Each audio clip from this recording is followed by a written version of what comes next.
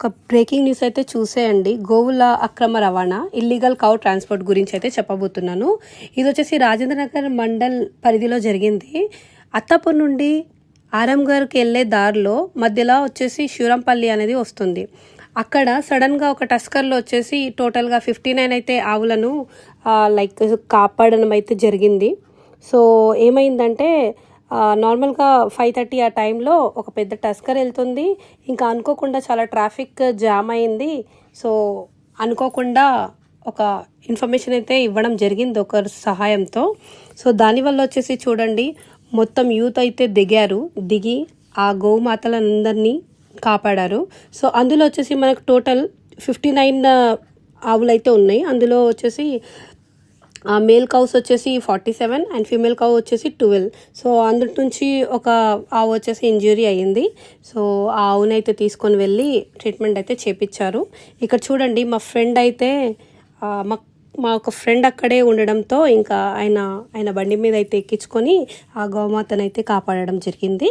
So thank you so much and I really appreciate. ఇటువంటి మంచి మంచి పనులు నువ్వు ఇంకా చేయాలని కోరుకుంటున్నాను. సో ఇదేం ప్రమోషనల్ వీడియో కాదు, జస్ట్ ఫర్ అవేర్నెస్.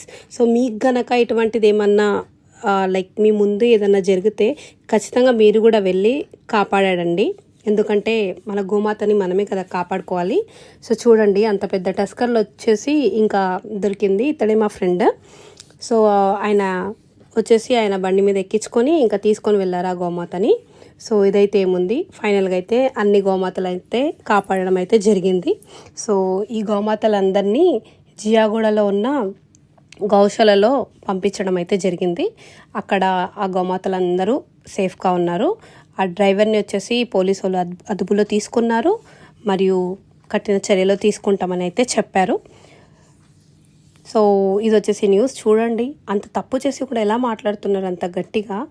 ఏదైతే ఉంది అతన్నైతే బాగా అందరు కలిసి బాగా కొట్టారు అలా రోడ్ మీద పడేసి. ఆల్మోస్ట్ ఈ గొడవ 1.5 hours 2 hours అలాగే జరిగింది. ఆరంగర్ దగ్గరే పిస్తా హౌస్కి ఆపోజిట్ రోడ్లో జరిగింది. సో ఇదే చెప్దామని చెప్పాను. ఇటువంటి న్యూస్ని అయితే షేర్ చేయండి.